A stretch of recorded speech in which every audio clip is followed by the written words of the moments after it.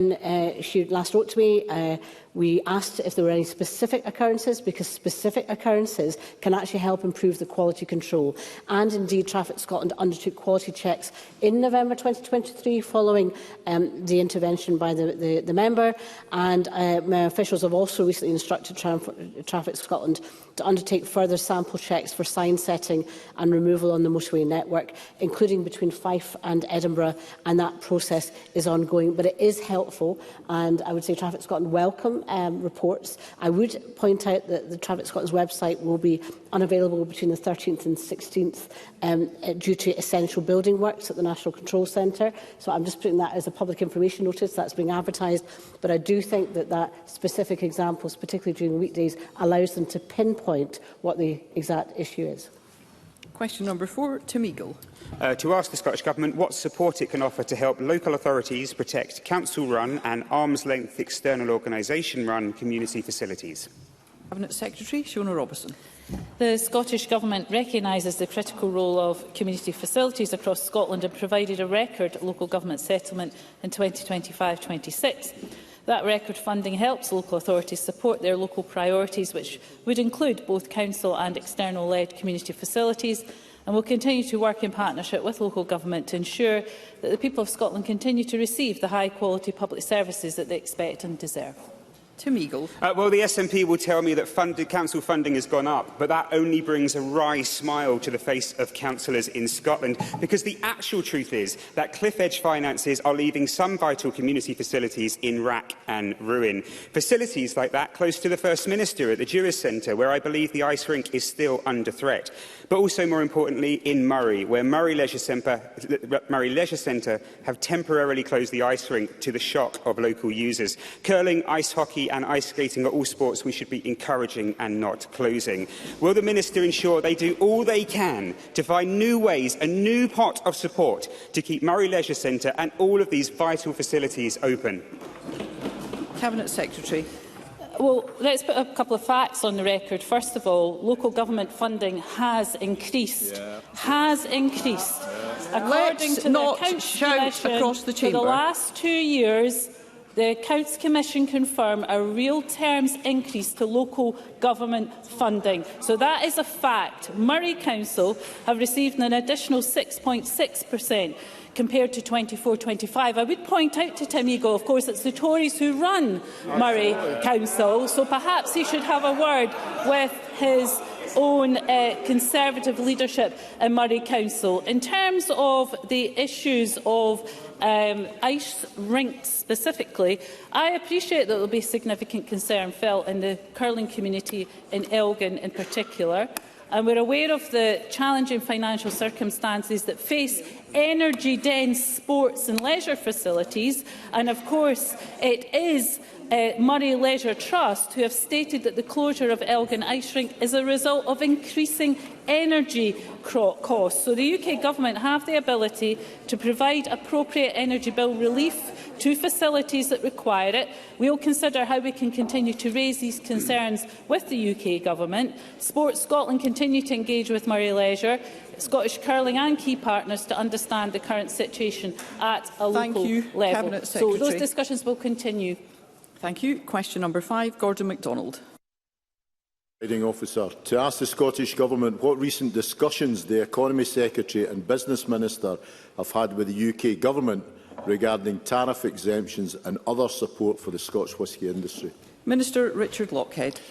My ministerial colleagues and myself regularly meet with the sector to discuss the challenges and opportunities that they face. And indeed, in July, I wrote to UK Government ministers responsible for the sector, calling for action on several trade issues facing the Scotch whisky sector, as well as other iconic Scottish products. And of course, as the Chamber will be aware, the First Minister has been leading from the front and on our intensive engagement with the sector, whilst also raising this important issue with the Prime Minister and directly with the US President this week, because removing the 10% tariff between the US and Scotland would of course deliver economic benefits in both countries. Gordon MacDonald.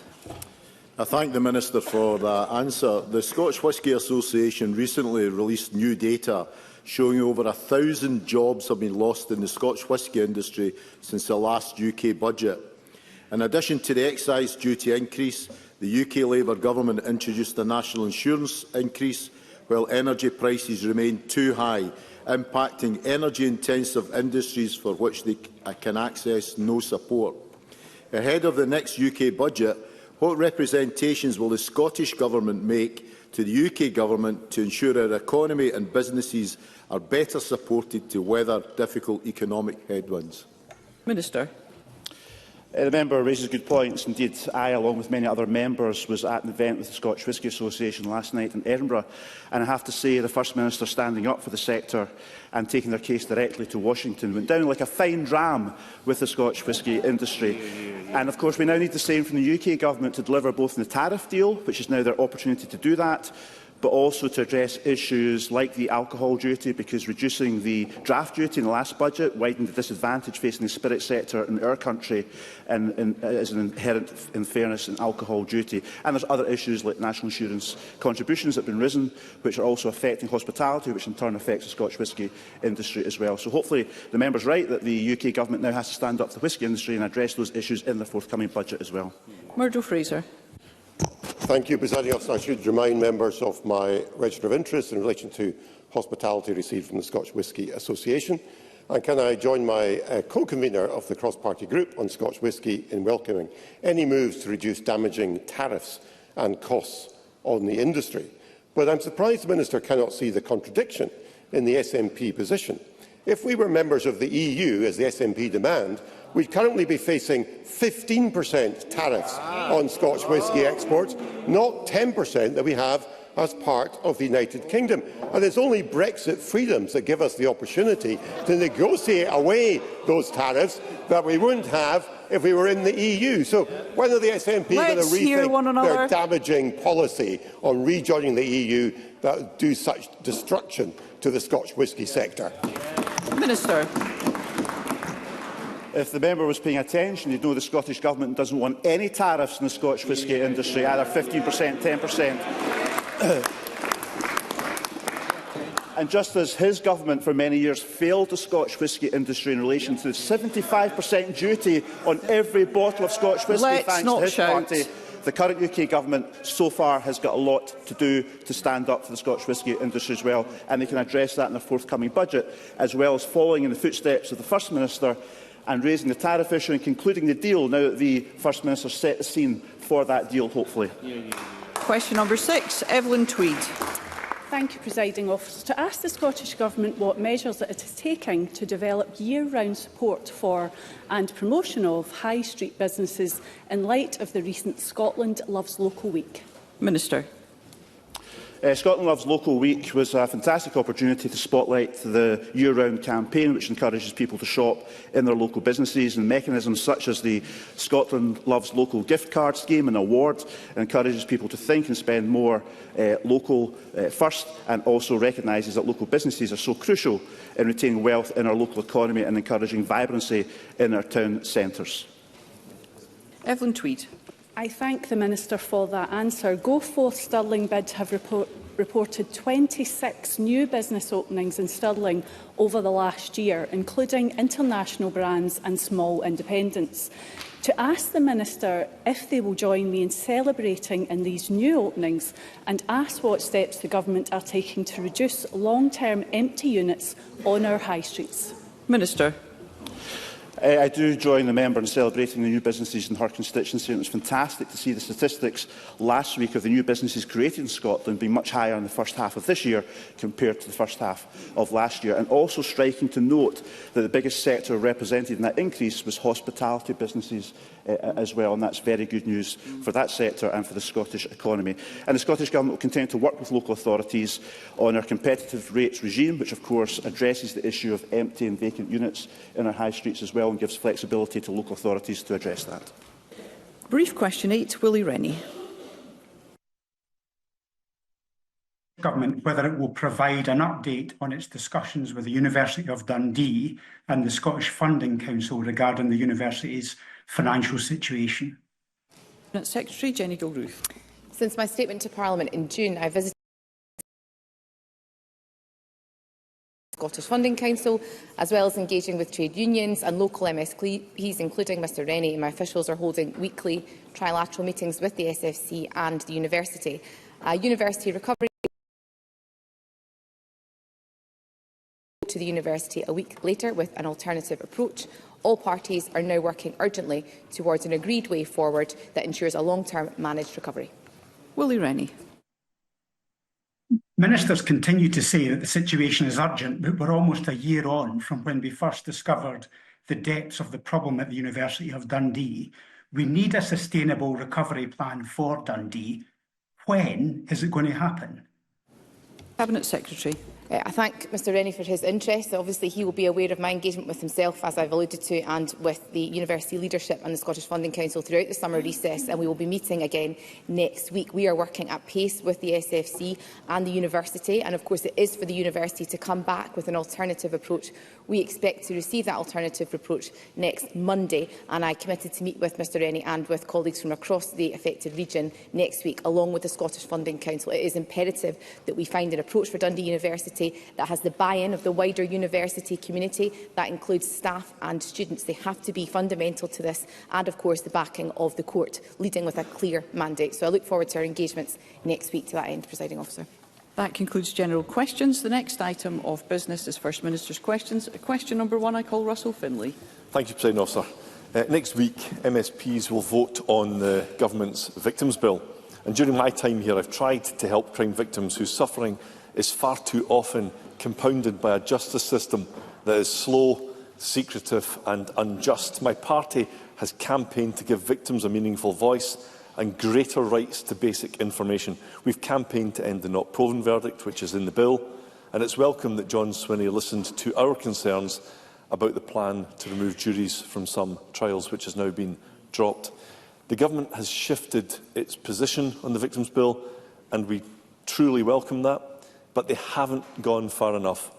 Does John Sweeney really think this bill will make a material difference to victims? First Minister. Yes, I do, Presiding Officer, and that has been because of the very careful engagement that has been taken forward by the Justice Secretary in taking this bill through Parliament. Mr Findlay and I spent some time when I was on the back benches, and as he was, scrutinising this bill when it came to Parliament. Much of the evidence we heard during that process persuaded me that when I became First Minister, there had to be changes made to the bill, and that was because the Government listened to the evidence that was put in front of us. We will continue to do that, and many of the proposals and reforms that have been suggested in the bill are designed to achieve the objective that Mr Findlay has put to me, which is to make sure that the interests of victims are better protected by our justice system. And I'm confident that the bill, after the scrutiny that Parliament gives it next week, will be in a position to do so. Russell Findlay. Thank you. Liz Shanks campaigns for victims' rights since her truly horrific domestic violence ordeal featured in a BBC documentary. We agree with her that all crime victims should be told, must be told, when secretive plea deals are struck in criminal cases. And to be fair, the Government has given some ground on plea deals, but their changes fall far short of what is needed. Now, Liz and the other women met with the Justice Secretary, who appeared to say all of the right things. But this is what Liz told me today. They're pretending to listen, but crime victims will continue to be badly let down by this bill, which could have done so much more. So for the sake of Liz and all other victims, will John Sweeney back my plea deal amendments? First Minister. The first thing I want to say is I want to pay tribute to the courage of women such as Liz Shanks, because it's invariably women who have had to come forward with the courage to talk about their experience to ensure that victims are more central to the criminal justice system. And I know that the Justice Secretary has engaged substantively on all of these issues. We have amendments in front of us in Parliament on Tuesday, and the Government will consider all of the amendments that are submitted to come to the right conclusion. But I do provide the assurance to Parliament and to Liz Shanks that we have listened to the opinions that have been expressed to us, We have brought forward changes to the bill, and the Government is absolutely committed to ensuring that the voice of victims is central to the way in which the criminal justice system proceeds. Russell Findlay. Of course, the engagement is welcome, but it has to be meaningful. And plea deals aren't the only part of the bill that don't do what it should. My colleague Liam Kerr has submitted an amendment that would instigate a Scottish grooming gangs inquiry. While we believe there should be a full public inquiry, our amendment would at least guarantee an investigation. These predatory criminals raped vulnerable girls, and the Government should want to properly examine this scandal, but have so far been resistant. So will John Sweeney fix the bill so that it gives grooming gang victims the voice, the inquiry and the justice that they truly deserve? First Minister. Of course, has taken a number of very significant steps in this area of policy, not least of which is the establishment of the continuing Scottish Child Abuse Inquiry that is led by Lady Smith, which has been sitting since 2016. And that is, I think, providing the type of welcome and significant scrutiny that is required on this issue. There is, of course, separate work underway by Police Scotland and the Crown, exploring individual cases, some of which are the cases that Mr Findlay has raised with me just now, to establish whether there is further detailed scrutiny required on the question of grooming gangs. And I have to say, at this stage, from my reading of the information that I have seen, I am not persuaded of the necessity of that further inquiry, but the work is underway in Police Scotland and the Crown to advise ministers on that point, and we will, of course, consider that and discuss that with Parliament in due course. But I think it is important that I make clear that the criminal justice system has taken very hard, significant action to bring people to account for utterly unacceptable behaviour, and that will remain the case. So Findlay. The truth is the Scottish Child Abuse Inquiry won't look at the grooming gangs, nor does it even look at the industrial-scale abuse in Scottish football. This bill could give victims real transparency over plea deals. It could give victims much greater involvement in the parole process. It could put a spotlight on the grooming gangs scandal. It could do so much more, but it doesn't. It won't meaningfully change the justice system. It's a letdown for victims. If he wants to support victims and of my party, then John Sweeney must do more. We could back a bill that makes a real difference, but as it stands, this is a victims' law in name only. So will John Sweeney listen to victims, show some ambition and make more changes before next week's vote? First Minister. I don't for one moment in any way want to give a signal to Parliament that I am wanting to do anything in this bill that does not address the legitimate concerns of victims about our criminal justice system. That's why the Government has brought forward the bill. I had the privilege of sitting and hearing evidence in the Criminal Justice Committee when I was on the back benches. As a result of listening to victims, I came into office as First Minister and, working with the Justice Secretary, have revised this bill to make sure that the interests of victims are ever more central to the bill. So I do not accept the characterisation of the bill that Mr Findlay has put to me. Now, there are legitimate issues which will be brought forward that people will want to press the Government about. That is entirely appropriate parliamentary scrutiny, and I welcome that. But what I have to say to Parliament is that this Government has brought forward legislation to do exactly what is required in the criminal justice system just now, and that is to put the voice of victims more centrally into the criminal justice system, and I am confident that the bill that Parliament considers next week will do exactly that. Question number 2, Anna Sarwar. Thank you, Presiding Officer. The SNP has a soft-touch approach to crime in our country. Since the last election, shoplifting is up 124%. Shop staff are going to work fearing for their safety, and communities are being undermined by criminals who feel like they can get away with it. So will John Sweeney and his SNP government apologise for effectively legalising shoplifting in Scotland? First Minister. Well, I think Mr Sarwar is at the bottom of the barrel today, if I may say so to Parliament.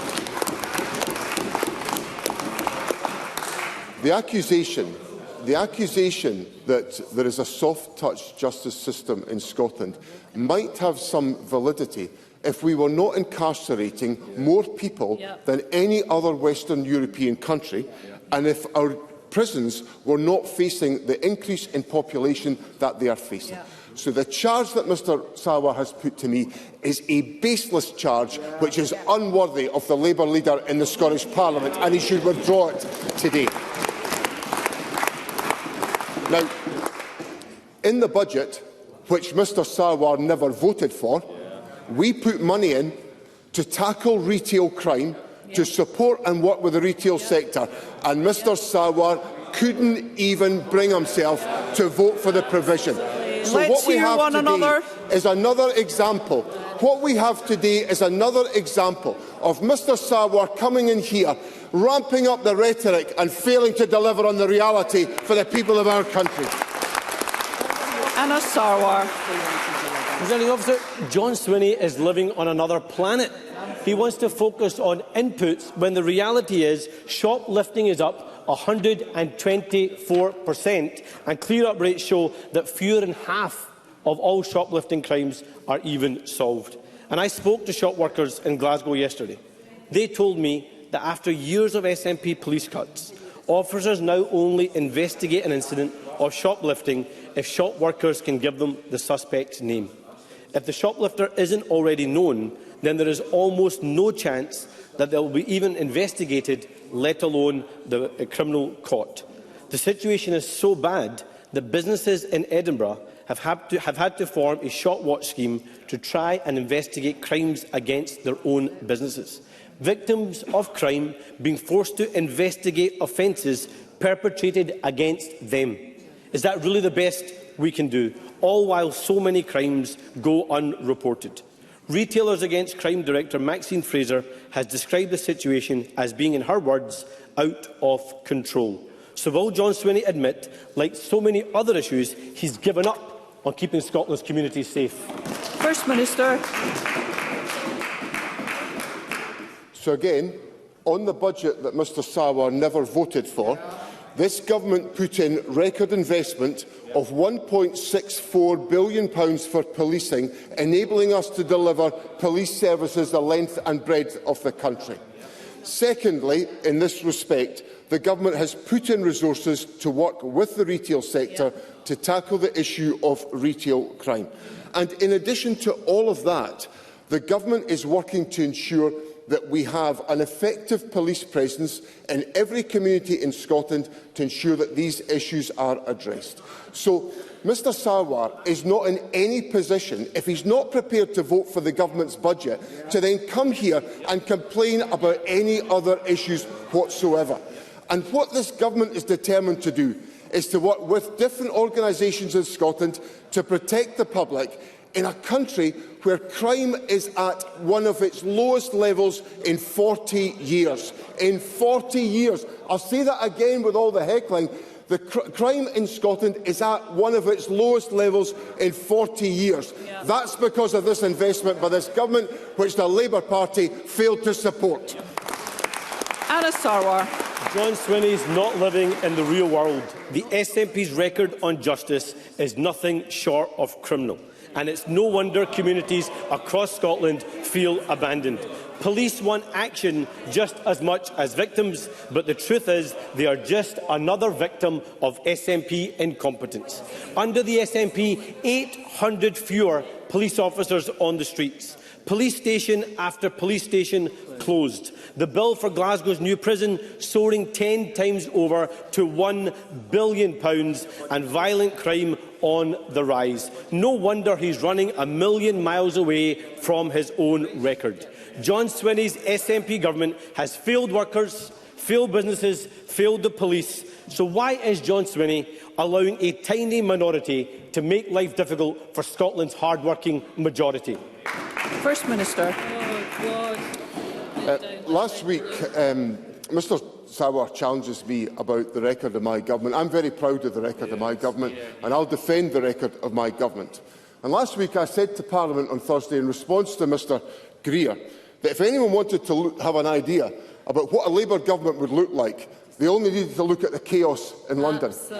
Well, that was on Thursday, before we got to Friday, with the resignation of the Deputy Prime Minister and chaos added to chaos. Then we had the beautiful and unjust moment of the sacking of Ian Murray as the Secretary of State for Scotland. How on earth can the Labour Party come here and challenge me on the record when they're presiding over the shambles that the Labour government is presiding over in Westminster? The Labour Party's got nothing to offer Scotland. This government's delivering for the people, and we're going to carry on doing exactly that. Question number 3, Ross Greer. Thank you. The President of Israel, whose own statements have been cited by the International Court of Justice as plausible evidence of Israel's genocidal intent, was welcomed to the UK with open arms by Keir Starmer this week. The same President who signed his name on bombs that were dropped on homes, hospitals and schools. The same President who said there are no innocent civilians in Gaza. Keir Starmer is treating peaceful protesters like terrorists while rolling out the red carpet for the head of a genocidal apartheid regime. But it's not just Israel's visiting heads of state. British citizens and residents have travelled to serve in Israel's occupation forces, making them complicit in war crimes.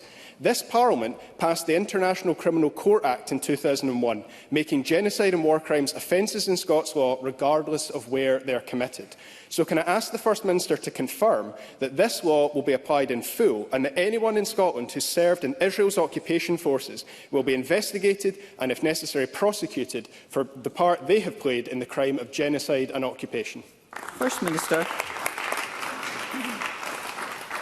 First of all, Presiding Officer, I understand the depth of concern that Mr Greer puts to me today about the visit of the President of Israel to the Prime Minister.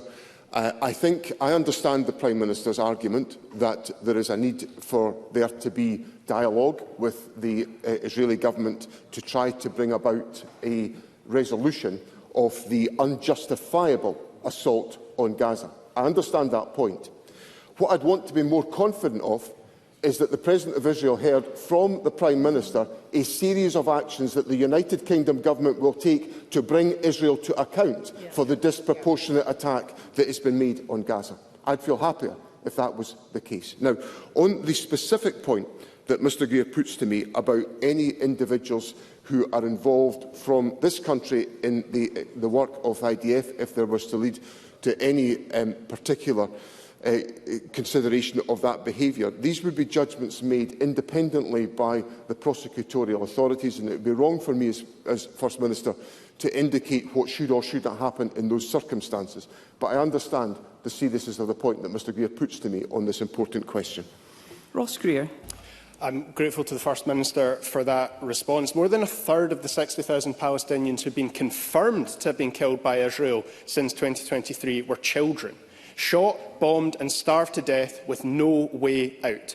No company profiting from this apartheid and genocide should be allowed to profit here in Scotland.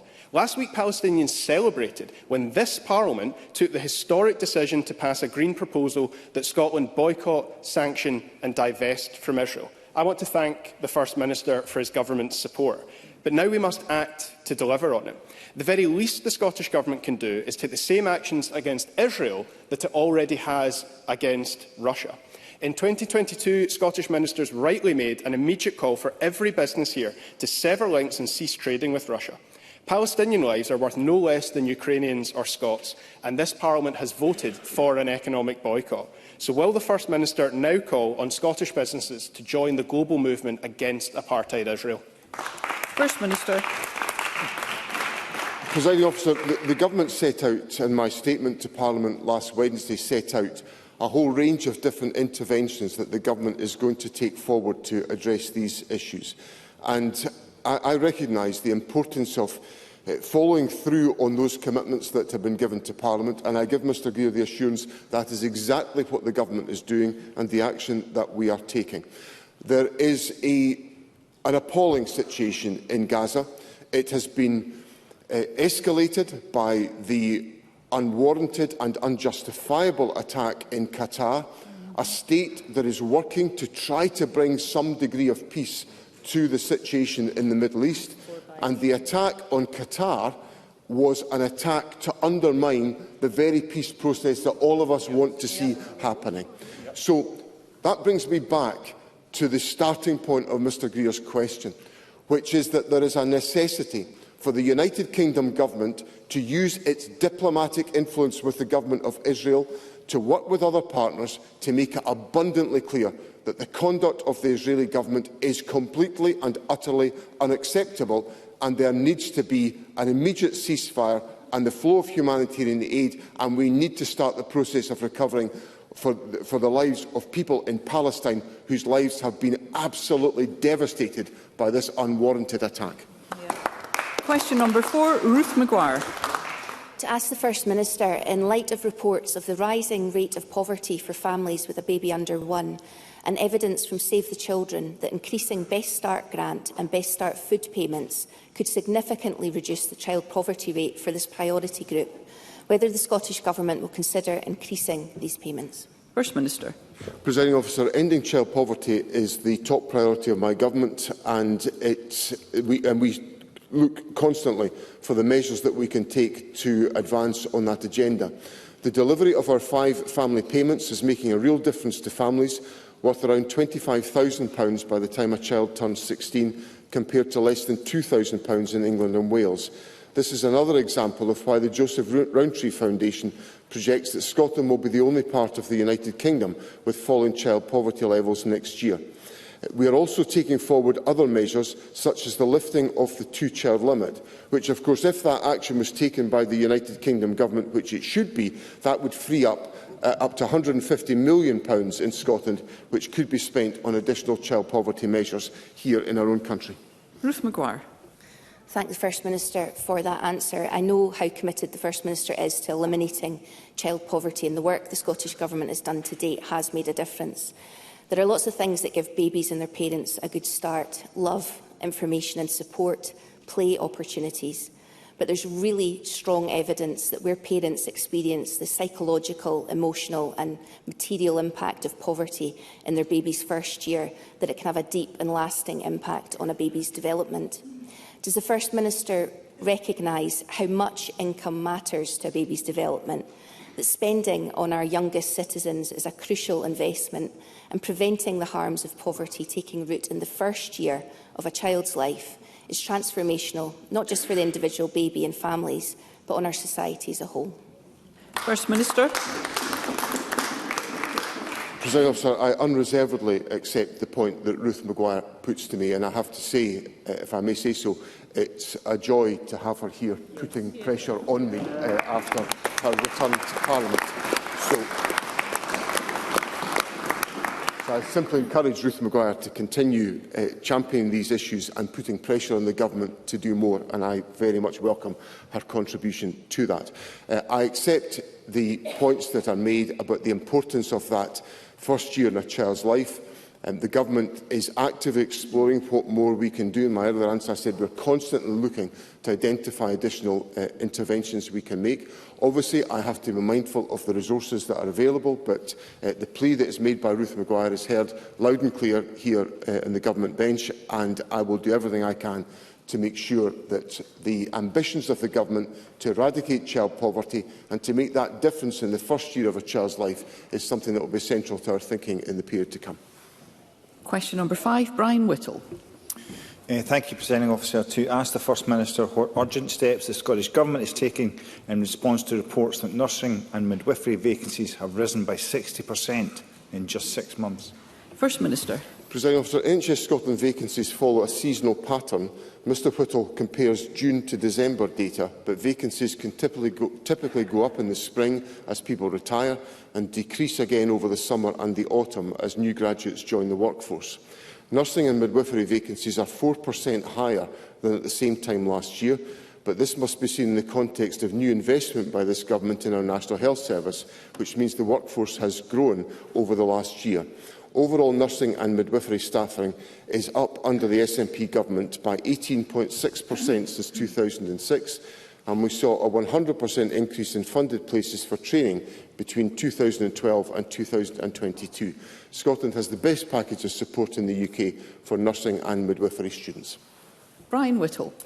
I thank the First Minister for that answer. But, Presiding Officer, these figures are just the latest in a long line of warnings about the perilous position of Scotland's healthcare workforce. But despite promise after promise from the SNP, the warnings keep coming and the progress never arrives. No NHS workforce plan, no end to delayed discharge, and nearly 1 million Scots on NHS waiting lists. Meanwhile, NHS staff are crying out for investment in facilities and technology to improve working conditions and patient care. Presiding Officer, last week the Health Secretary declared that a target to end waits of longer than a year was now just an aspiration. Well, aspiration will not solve this escalating staffing crisis. So can I ask, when will the First Minister take the real action to deal with staffing crisis in our NHS? First Minister. Well, President Officer, on the substance of Mr Whittle's question, there are more nurses and midwives working in our NHS than when this government took office. Over 67,000 more nurses and midwives working in the NHS. So Mr Whittle says, when's the action going to come? The action has come and it is being delivered. He asks about the performance and other aspects of the health service. I have to tell Mr Whittle that the number of operations performed in July was the highest in 5 years, an 8.9% increase. Even more people are being treated at our national treatment centres this year than ever before. Our rapid cancer diagnostic services mean that people are getting faster diagnosis after referral. The number of hip and knee operations. Let's hear the First Minister. The number of hip and knee operations reached an all-time high in 2024. So Mr Whittle asks me, when will I take the action? I'm taking the action. The Health Secretary and I are working day in and day out to make sure the health service is delivering for the people of Scotland, and that progress has taken place the length and breadth of the country. Emma Harper. Thank you, Presiding Officer. Our tireless and dedicated workforce is the greatest asset of our National Health Service. So while the Tories and Labour consistently talk down our NHS, can the First Minister just reiterate how the Scottish Government instead continues to support and grow our NHS workforce? First Minister. Well, President, so let me just say, as I've just said to Brian Whittle, but because there was so much shouting, I'll say it again so that people hear it this time. There's more staff working in our NHS now than when this government took office.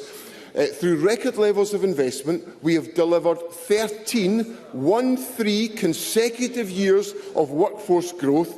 GP numbers are going up, and our Agenda for Change staff, including our nurses and midwives, remain the best paid in the United Kingdom. So this government is prepared to invest in the workforce of our National Health Service because they're doing an excellent job. I pay tribute to them, and despite the points made by the Labour and Conservative parties, this government will take the action to put the budget in place to pay for these staff, to deliver the health service performance and to deliver for the people of Scotland. Carol Mockin. Thank you, Presiding Officer. Scottish Labour warned the Scottish Government about the consequences of poor NHS workforce planning. And can I be absolutely clear about Scottish Labour's position on the staff? They are hard-working and dedicated, and we owe so much to them. But our staff are under intense pressure because of this SNP government. Agency spending is unsustainable, and now we see vacancies rates are risen to alarming levels. First Minister, rural areas such as Dumfries and Galloway in my own South Scotland region bear the consequences of this. Recruitment and retention of staff is a key challenge in these rural areas, and it has been under this SNP government.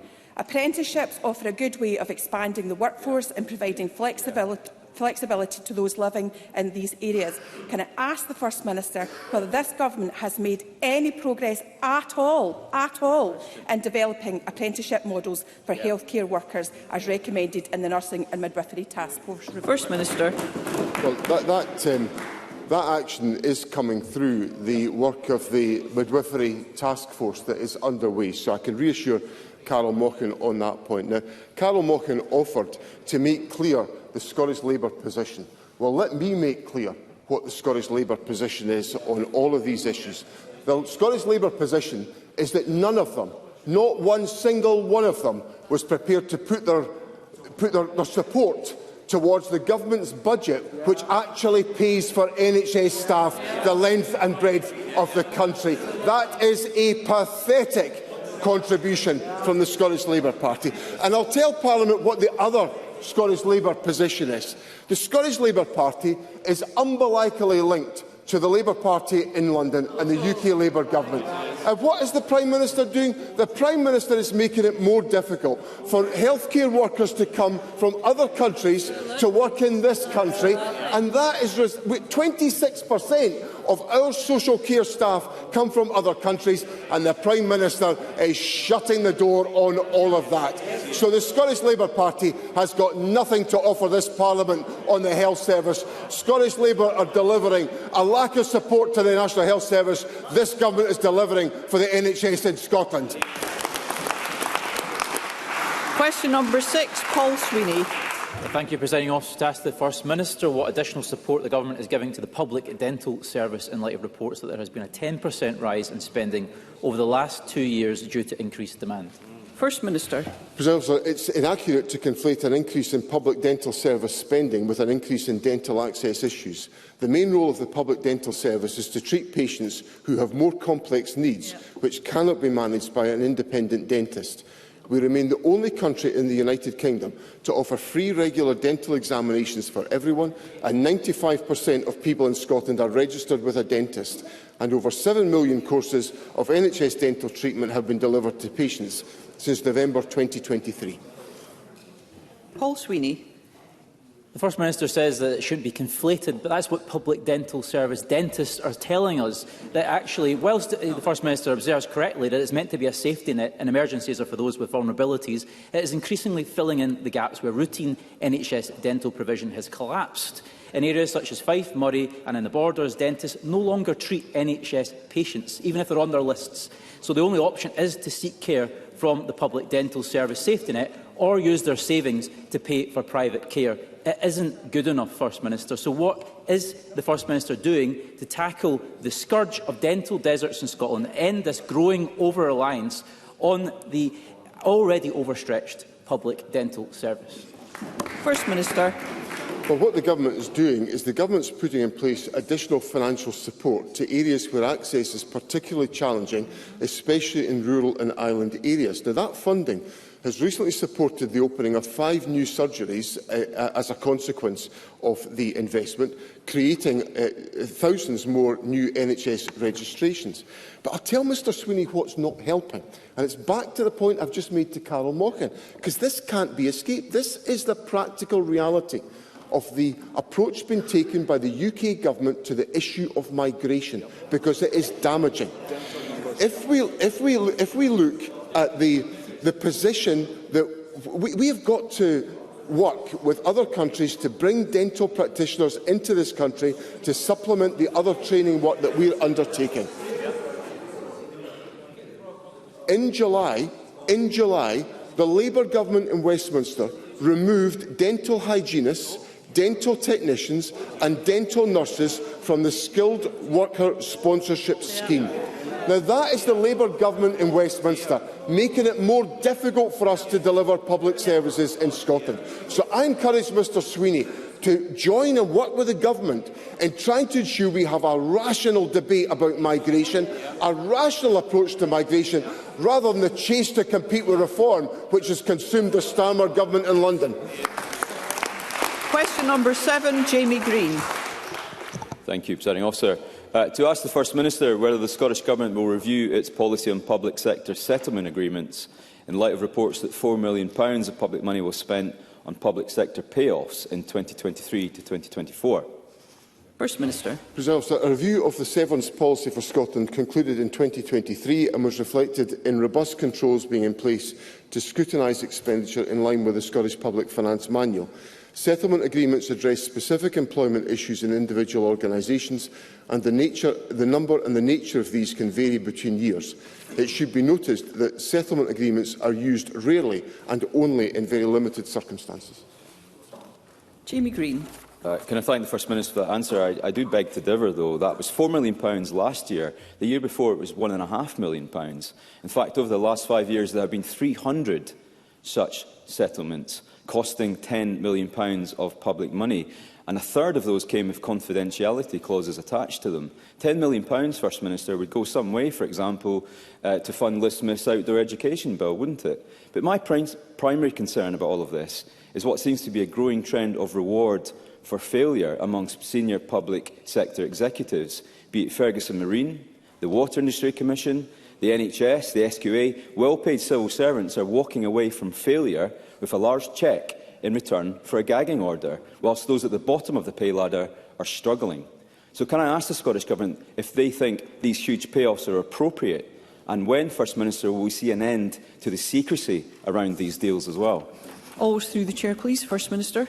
So first of all, on the question Mr Green raised in his point, the question of low pay. And of course, in the pay deals that the Government has presided over, we have a much more significant emphasis on increasing pay at the lower levels of pay than at the higher levels of pay. And that is now, Mr Green shakes his head, but I invite him to go and look at the pay deals that the Government has presided over, and that's exactly what has happened in countless pay deals.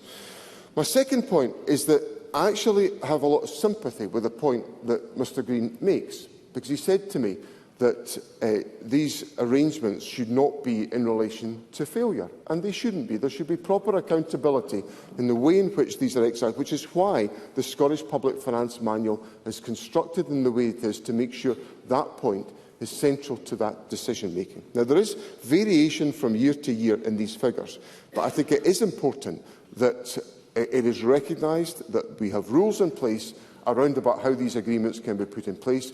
Those rules must be rigorously applied in all circumstances, and there must be a culture of delivering on the expectations of ministers and the public in all of the actions of government.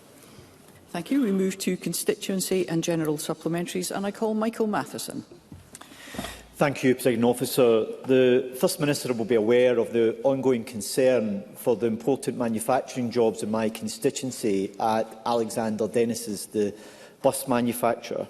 Today, the company have announced a final extension to their consultation period, which will now conclude on Monday of next week, and also that the trade union ballot has overwhelmingly supported the introduction of a furlough scheme, which is to be welcomed. However, he will recognise that critical to securing these manufacturing jobs for the future is securing new orders. Can I therefore ask the First Minister, can he set out what action the Scottish Government have taken to support Alexander Dennis in securing new orders, and if those new orders and the negotiations have been progressed sufficiently in advance of Monday, when the consultation closes, where the outcome of those negotiations will be announced? First Minister. Can I first of all thank Mr Matheson for his assiduous representation on behalf of his constituents, and share with him that the Government has been working intensively with partners, including the trade unions, Scottish Enterprise, Transport Scotland and Alexander Dennis, and we've had full and active cooperation involving a number of ministers over the course of the last few weeks and months, and it has been an entirely constructive period of engagement. I very much welcome the positive developments that have taken place. Mr Matheson referred to the extension of the current consultation period to Monday, which is very welcome. I also welcome the decision of the trade unions to take forward the modernisation operations that have been put in place by Alexander Dennis. These are all encouraging signs, and we are working collaboratively with the company and with others in relation to the sourcing of orders. I expect there will be the ability to provide a further update on this next week, and the Deputy First Minister will be able to update Parliament accordingly on the steps that we are taking in relation to a salary support scheme with ADL and other relevant issues in relation to new orders. Liz Smith. Does the First Minister agree that when a bill passes at stage 1, thereby reflecting the will of Parliament that it should proceed to stage 2, the Scottish Government has a democratic obligation to lodge a financial resolution? First Minister. I understand the importance that Liz Smith attaches to the issue that she raises about her current bill. I am very mindful of that support, and I am mindful of the position of Parliament. But the Government has got an obligation, as I have rehearsed on a number of occasions during this exchange at First Minister's question time, to be mindful of how we are able to put in place the resources that will enable us to fund the commitments that Parliament legislates for. That is an absolute obligation on the Government when we bring forward legislation, and we have to be satisfied that such an approach applies to all legislation. Thank you, Presiding Officer. Some of the bravest people I have the privilege to represent depend on the Disability Resource Centre in Paisley. It's just one of the services facing closure next week as the local Health and Social Care Partnership tries to fill a multi-million-pound black hole in its budget. My constituents who go there tell me the centre gives them a purpose in life, a reason to get up in the morning. One told me that he has struggled to eat due to the worry caused by the proposed closure, and that he feels a sense of hopelessness. The First Minister will be aware that the Scottish Government funds both Renfrewshire Council and the local health board, the bodies that make up the Health and Social Care Partnership.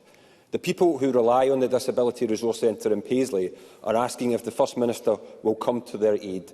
Will he? First Minister. Presiding Officer, I understand the importance of services such as the one that Mr Bibby raises with me. The Government has, in its financial provision, put in place increased support for both Renfrewshire Council and for Greater Glasgow and Clyde Health Board in the budget provision that we put in place, and both of those bodies fund the integrated joint board that will consider these issues. I certainly think, in terms of the outlook of the Government and the policy position that we take, we encourage the provision of early intervention services, because by supporting early intervention services of the type that Mr Bibby raises, we can invariably reduce demand on much more expensive and acute services, but also give purpose and meaning to the lives of individuals who are affected by these services. So I encourage the Integrated Joint Board at Renfrewshire to consider all of these questions, because it is important that services and support of this type is available to individuals at local level. Stuart McMillan. Thank you, Presiding Officer. The First Minister will be aware of the concerns raised about the delivery of the capital investment into Ferguson Marine. So I would be grateful if the First Minister can provide an update on this capital investment as proposed by the Scottish Government and also passed at the budget earlier on this year. First Minister. So the Government has committed to invest £14.2 million over a two-year period in Ferguson Marine, subject to due diligence and commercial standards being met. This investment has already commenced with targeted early action to address essential repairs, health and safety improvements and upgrades to facilities and equipment that directly support the Yard's current projects. The Government will continue to support the business to secure new work and to deliver a sustainable future for the Yard and its skilled workforce, and that involves also committing to investment in the Yard. Miles Briggs. Thank you, Presiding Officer. The Scottish Government announced in July £5 million to help with the recruitment and retention of skilled staff and sustainable services for the hospice sector. Scottish ministers have still not released this funding. However, we have seen the Edinburgh Health and Social Care Partnership decide to reverse a 3% inflationary uplift to funding for hospices here in the capital. St Columba's Hospice Care and Marie Curie Edinburgh are warning that essential palliative end-of-life services are now at serious risk due to this funding decision. Does the First Minister agree with me that it is totally unacceptable for our hospices to have funding given with one hand and then taken away with the other? Will he ask the partnership to reverse this decision? And will the First Minister now investigate why Scottish Government funding for our hospice sector has not been delivered? First Minister. I'll look into that point about timing, about the delivery, because if the commitment has been made, then the delivery should be put in place. But I don't have that answer at the front of my mind just now, but I'll take that away and explore it. St Columba's Hospice is particularly precious to me. My dear beloved late mother was a volunteer there for many years, so it's an institution close to my heart. So I'll take that away and find out what the situation is. In relation to the giving with the one hand and the taking away with the other, I don't approve of that. I think we shouldn't. If the Government gives a commitment which was merited for the hospice sector, and it was necessary for the hospice sector, that shouldn't be used as an excuse by other organisations to take away their funding at local level. That's just not on, really. So let me take away this issue. I'm very sympathetic to the point that Mr Briggs makes to me, and I'll try to establish what the situation is. Michael Mara. Thank you, Presiding Officer. At the preliminary hearing of the LGML inquiry yesterday, counsel to the chair of the inquiry revealed deep concern at the status of the independent clinical review process, which is stalling and threatens the progress of the inquiry. Lord Weir is clearly very concerned the Scottish Government have refused to attend meetings with his team to progress this crucial issue. The Government are not participants in the independent clinical reviews. They establish them and they sponsor them, and it's incumbent on the Government to make them work. So what will the First Minister do to break this impasse and deliver the justice for victims in Dundee and across Tayside, given they have suffered so much already? First Minister. I think as Mr Mara knows, I have constituents who are involved in this issue, so I'm anxious to make sure that not just their interests, but well, my constituents, so I care deeply about them, but that all of those affected in the LGML inquiry are properly supported. I think I'm going to explore the issue that Mr Mara raises with me, because I think I'm concerned that this is an independent clinical review, so it has to be independent of the Government to command confidence from those affected. But pressure for the Government to then get involved might undermine that independence. So I just need to take that issue away and see what we can do to try to make sure that nobody loses confidence about the method of engagement. Obviously, if an inquiry chair like Lord Weir makes comments of that type, then I have got to take that deadly seriously, which I will do. But I suspect there's something possibly in the governance of all of this that needs to be looked at. But I'll take that away and explore that. And write to Mr Mara. And Pam Gossel. Sorry, Presiding Officer. I have been flooded with emails by constituents who have expressed concerns over the poor enforcement of pavement parking ban. The ban went live on the 1st of September for Eastern Bartonshire. However, there seems to be a confusion over how it has been implemented. Constituents, including disabled constituents, have said that cars are now pushed onto the road parking, making it difficult for blue light services to pass. However, on the other hand, other constituents have written to me saying that cars are still parked on pavements, making access difficult. Can I therefore ask the First Minister, why has the Scottish Government's guidance led to such a poorly executed plan? First Minister. Well, this is a matter for local authorities. I know I'm responsible for everything, but the parking arrangements in Bishop Briggs are just a little bit beyond me, perhaps. This is for Eastern Bartonshire Council to sort out. They've got the responsibility, and the government sets out the guidance, and it's up to councils to get on with it. There's plenty. I see the application of the pavement parking ban in my own constituency. Folk are just getting on with it. Council's getting on with it. So there's no reason why Eastern Bartonshire Council can't get on with it. So I invite Pam Gossel to take it up with Eastern Bartonshire Council and see what she can do about the parking. Thank you. That concludes First Minister's questions. The next item of business is a member's business debate in the name of Sarah Boyack. There will now be a short suspension to allow those leaving the chamber and the gallery to do so.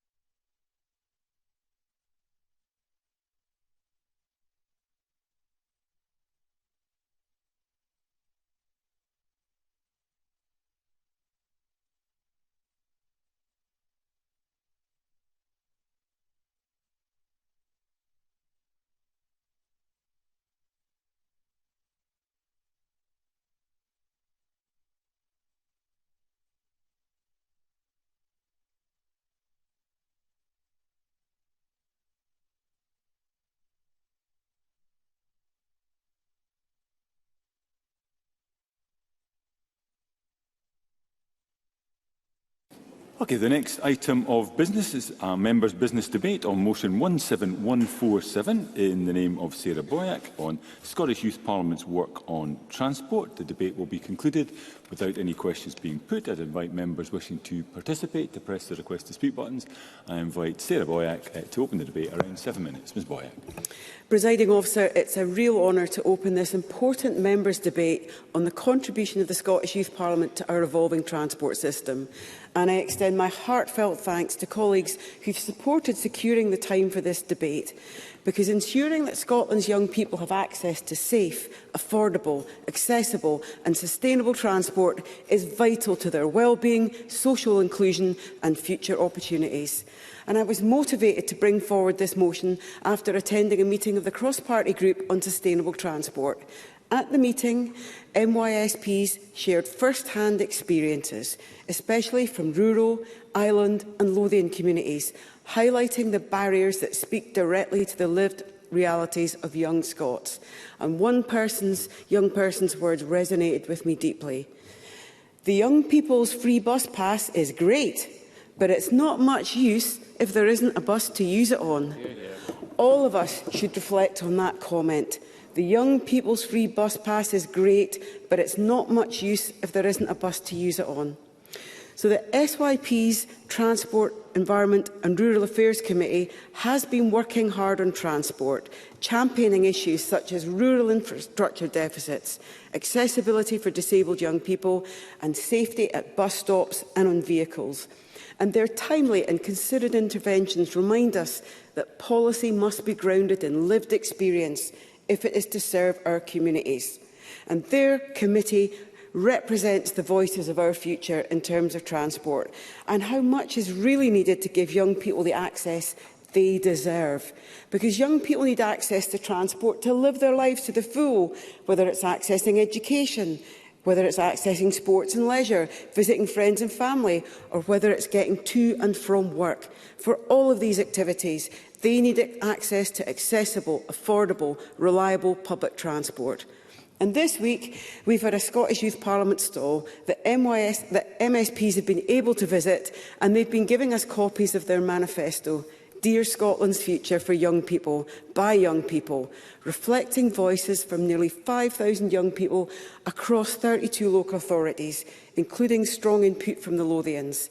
And their manifesto places sustainable transport and a just and fairer Scotland at its core, not as an aspiration, but as an immediate priority. Their manifesto says that Transport Scotland and public transport companies should ensure that public transport services are accessible and reliable for young people across Scotland, particularly for those living in rural areas. Now, we had an excellent debate earlier in the Chamber in this week about Scotland's railways. We need to build on the successes over the lifetime of this Parliament, whether it's Airdrie to Bathgate, Larkhall to Mulgai, Stirling to Alloa, the Borders Railway, or the reopening of the Leavenmouth Rail Link in June 24, which has reconnected communities to Edinburgh, promising improved access for young people in Fife for commuting, study and social participation, something that can only happen if we get safe and reliable transportation throughout the country. And there are plans to progressing decarbonisation of the network. But we all know there is so much more to be done to increase capacity in our public transport services, because we've seen hundreds of bus services lost in recent years. And as reports from Audit Scotland and the Climate Change Committee have stated, Scotland's ambition to reduce car usage by 20% by 2030 is off track. But that's absolutely critical if we're going to deliver the change young people need for a safe future, given the increasingly negative impacts we're seeing of the climate and nature emergencies in extreme weather, wildfires, excessive heat and flooding. So there has been some progress made, with 203 miles of walking, wheeling and cycling routes added last year, but overall funding for active travel has fallen significantly in the 2025-26 budget. And it's precisely in this context where policy ambition, climate commitments and young people's lived experience intersect that the SYP's work becomes essential. So their advocacy on accessibility, safety, affordability, inclusion and co-design is not just relevant, it's vital. So young people need the bus services they can use in their communities. And as their manifesto says, supported public transport is essential for young people to live their lives freely. So I know, to move towards a conclusion. Let us reaffirm the critical message. The Scottish Youth Parliament has not just identified failings in our transport system, but they're calling for action with practical, inclusive and future-focused solutions. And young people need to be involved in shaping our transport services. I found it inspiring to hear from the Welsh Youth Parliament at our recent CPA Region Conference in Cardiff, and to hear from young women at our CPA Regional Women's Conference in our Scottish Parliament was inspiring earlier this year. The manifesto from the SYP calls for accessible, equitable transport, safer infrastructure, more reliable rural services and extending free travel to under 26s. All underpinned by youth participation at every stage. They will also ask to be involved in local and national decisions to create a public transport system with equal access for all, reducing geographic inequalities and barriers for young people to access the system. So, challenges for all parties to translate this energy and evidence into action, to invest in reliable and local rural services, active travel and inclusive design, ensure safety and accessibility are built in, that it's core to public transport planning, and having staff to keep people safe across our bus and rail services, but to embed youth voices in co-design, policy, delivery and oversight, and to bridge the gaps that are holding young people back from the Lothians to our islands, from urban to rural area communities, and to create joined-up and sustainable transport.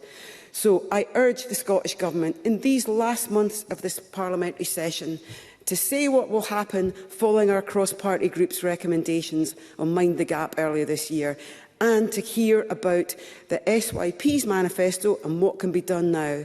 We need to listen to our young people's experience, to build a transport that not just for them, but with them, and a system that unlocks opportunities, builds bridges, advances decarbonisation, for enabling them to use low-carbon travel options on a daily basis and to deliver the fairer Scotland called for by the SYP that our young people so richly deserve.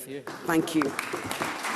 Thank you, Ms Boyack. We now move to the open debate. I call first Alistair Allen to be followed by Sue Webber. Around 4 minutes, Dr Allen. Thank you, Presiding Officer. May I firstly thank Sarah Boyack for bringing this important debate to the Chamber today, and also congratulate the work of the Scottish Youth Parliament, whose local representatives are at each of the respective ends of my constituency, Ellie, Denny and Alana Logue. As the MSP for an Island constituency, issues such as flights from island airports, ferry services, rural bus services are topics that are often raised with me. But I think today's debate reminds us that the topic of connectivity has a specific impact on Scotland's young islanders. So can I express my thanks to the Scottish Youth Parliament, especially those rural and island representatives, for their hard work in producing their 2631 manifesto, which sets out inter alia the Scottish Youth Parliament's transport priorities on behalf of all young Scots. I'm certainly encouraged that many of the Scottish Government's transport policies have been welcomed by the Youth Parliament. I know that in my constituency, policies such as introducing free inter-island ferry travel and 2 free round-trip ferry crossings a year to the mainland for under-22s have been welcomed.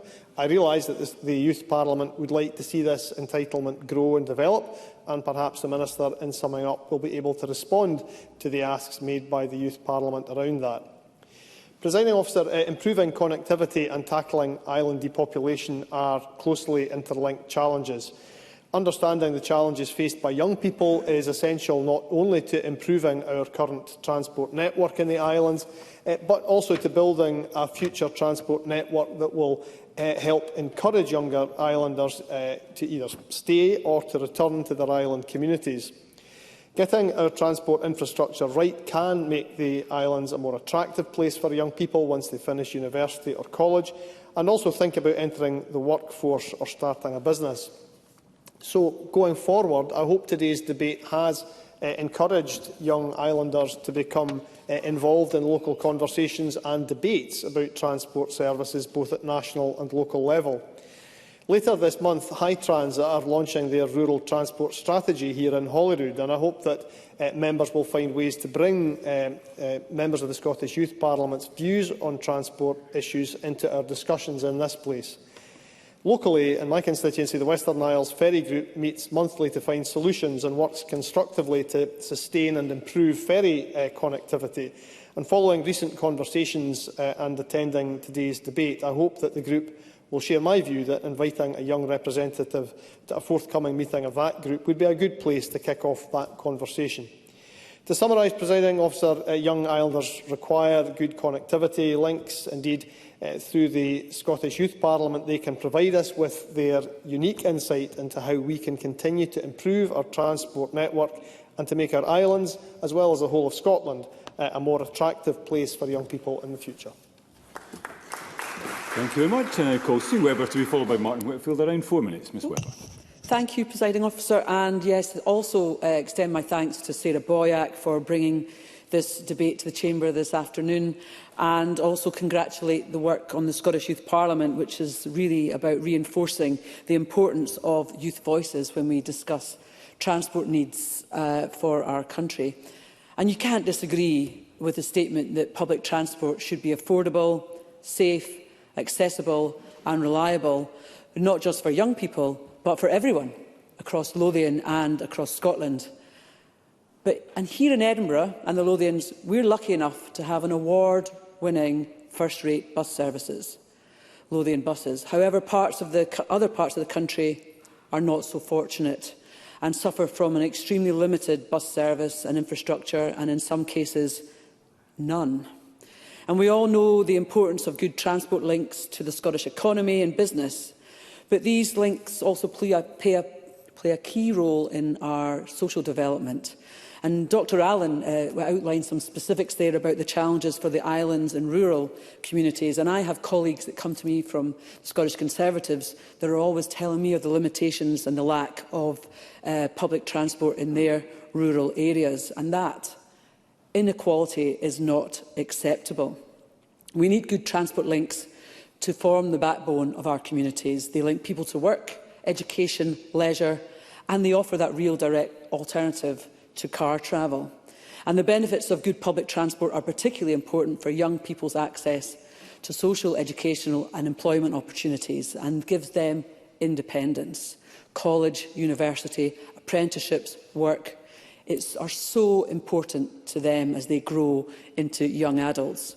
And the Young Persons Under 22 bus travel scheme has attracted a huge number of participants and has increased the mobility of our young people, as I've said. But I do want to talk about a little bit of the challenge. Most people exercise their participation in the Under 22 scheme thoughtfully. There are, however, groups of youths that are abusing the scheme and engage in anti-social behaviour. The actions of this very disruptive minority are unacceptable, but we must be prepared to tackle this anti-social behaviour head-on. And as Shadow Minister for Transport in the Scottish Parliament, I spent an evening on patrol with Lothian buses. In a second, Dr Allen, I will. I've spent an evening on patrol with Lothian buses and Police Scotland, and I got to witness firsthand and hear the views about the growing problems of antisocial behaviour when speaking to drivers and passengers. Dr Allen. Yes, I thank the member for giving way, and I would obviously agree entirely with what the member says about tackling antisocial behaviour and the problem it causes on transport. I'm sure she would, however, wish to put on the record that antisocial behaviour on public transport is not restricted to people under the age of 22. Sue Webber. Lothian buses have done an awful lot of studying and a lot of data analysis, and they're the only bus company that has done this, and they are showing a direct correlation between the increase in antisocial behaviour and violence on their buses with the introduction of the Under 22 bus pass. I can't hide away from that. With due respect, Mr Ruskell, I've actually only got 30 seconds left and I've got tons to say. And I know there's no doubt the removal of this free bus pass would make a difference. And I don't want it to be, I want it to be taken for those that are really causing significant antisocial behaviour. And I'm hoping that the Minister will provide in his update